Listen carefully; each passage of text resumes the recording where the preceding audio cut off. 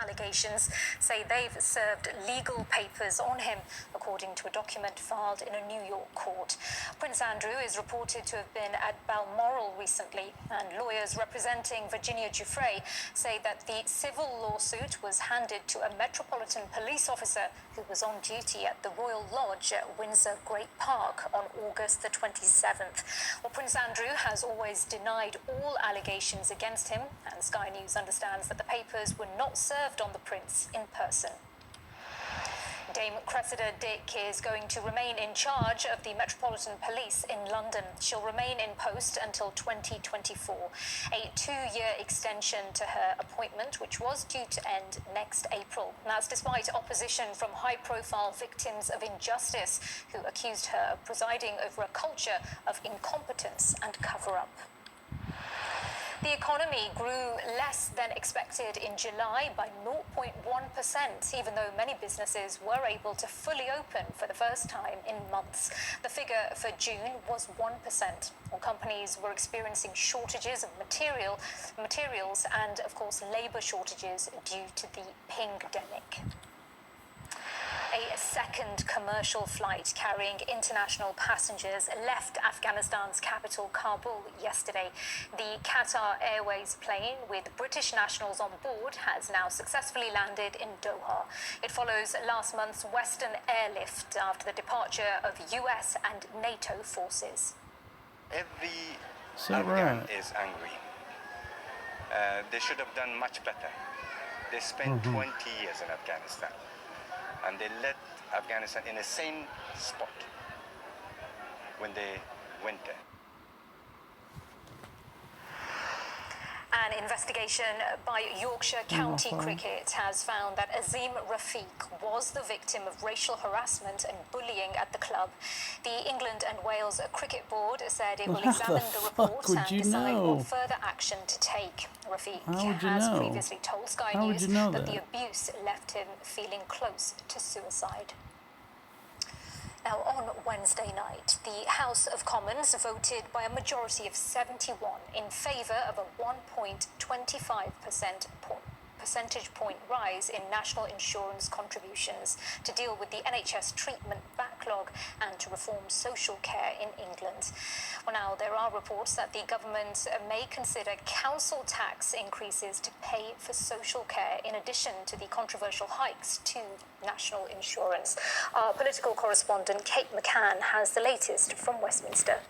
I think it's important to just take this story for what it is, because at the moment it's not a policy change. The government hasn't actually decided to do this. This is some concern from ministers ahead of the spending review, which is going to come up next month, that the government might allow councils to increase the social care precept. Now, that's something that some of us will pay at the moment, some of us won't. In fact, around a third of councils that can charge this additional top-up don't do that at the moment. But it's local government allowed to charge for the cost of social care effectively in their local areas, and at the minute it's around 3% on top of your council tax bills. That's where the government has set the limit. Now, this story is suggesting that the government could increase that, so it could go up by 4 or 5% potentially. And there are some ministers who are telling the Telegraph that they're very worried about it. They fear it would hit those people hardest who will already be paying a 1.25 percentage point increase on their national insurance. That, of course, was voted through the House of Commons this week. It's controversial. The government says it needed to level with people, social care is expensive, but one of the real sticking points in this debate has been that that money actually won't go to social care for 3 years, and that's what's behind this conversation about council tax, because if social care isn't going to be funded or isn't going to get any extra cash for 3 years, councils are still going to have to pay for it. Now, we have got a government spokesperson statement on this story. They say we will ensure every council has the resources they need to deliver these reforms, with extra money invested next year and 5.4 billion by 2024-25. We've taken decisive and historic action to fix this crisis that governments have docked for decades, ending the catastrophic care costs that can currently affect 1 in 7 people. Details of core local government funding, including flexibility for local authorities to set council tax, will be set out at the spending review in the usual way. So there will be lots of MPs, including in the Conservative Party, who will be looking very, very carefully at what Rishi Sunak, the Chancellor, sets out in that spending review, because they will be worried that if the council tax precept, the social care precept, is allowed to increase, it could hit people really hard in their pockets.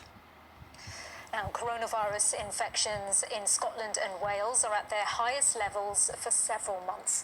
Across the UK, a further 37,622 new cases of coronavirus were reported in the latest 24-hour period, and 147 more people died after contracting COVID-19. That takes the total number of deaths within 28 days of a positive test to 133,988. Another 25,744 first doses of a COVID vaccine have been given, while 96,702 people received their second dose. In total, over 43.8 million people are now fully vaccinated against COVID-19. Well, those figures don't include so-called booster jabs or doses for 12 to 15-year-olds. Both have been controversial, and the government is expected to announce whether they'll be going ahead next week. Our health correspondent Ashish Joshi reports. The COVID infection rate here is the highest it's been since Christmas. The rise in infections, 1 in every 65 people in Wales had COVID in the first days of September, has put the health system under huge pressure. Until now, this rise has been manageable. But with the rapid spread of coronavirus in our communities, pandemic pressure on the NHS is increasing once again. In Scotland, infections are soaring too, the highest since estimates began last October. Rising cases have prompted the country to introduce mandatory vaccine passports. In England, infection numbers are stable. It's one less thing for doctors like Rosie Brooks to worry about. Next week, her surgery should be starting its winter flu campaign, but that's been put on hold while the government waits for JCVI advice about COVID boosters. We haven't been told whether it's safe to give them together. In theory, it makes sense, but we need to be given the absolute sign-off on that. We can't just go ahead and do what we think is right. What sort of pressure does that place on your surgery? It's a lot more work. Once they've geared up to come in for a vaccine, it's nice to just get both done there and then. The concerns expressed here are caused by the uncertainties, the not knowing, and they'll be shared in surgeries and clinics across the country. Patients are asking questions, and for now, there are no answers to give them. While Britain waits, other countries are making choices. The Prime Minister learning from his Chilean counterpart about their inoculation programme. I think that you're now going to vaccinate younger people as well, is that Yeah, we started with children 3 years old until 11. My goodness. As the government fends off criticism of stalling, the rest of us have taken our first tentative steps back towards normality. Key decisions to safeguard our futures have yet to be taken. Ashish Joshi, Sky News. Now, British teenager Emma Raducanu says reaching the US Open final is a dream come true after becoming the youngest ever British player to achieve that feat. The 18-year-old from Bromley beat her opponent in straight sets to set up an all-teenage showdown and a place in the history books. Our sports correspondent Tom Parmenter reports. She makes it look so simple. Emma Raducanu is yet to drop a set in the US Open. This extraordinary winning streak should have ended by now, but this fearless 18-year-old just keeps making history. I always had dreams of playing in Grand Slams, but I just didn't know when they would come, and to come this early and at this point in my career.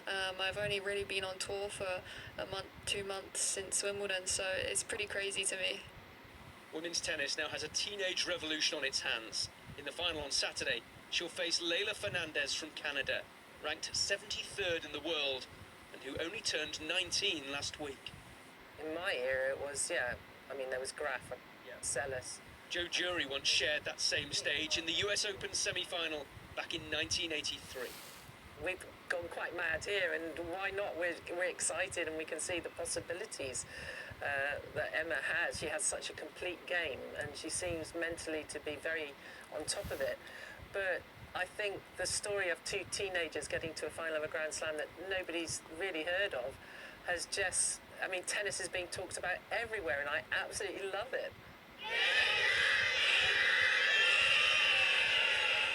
ripple effect is bubbling throughout British tennis.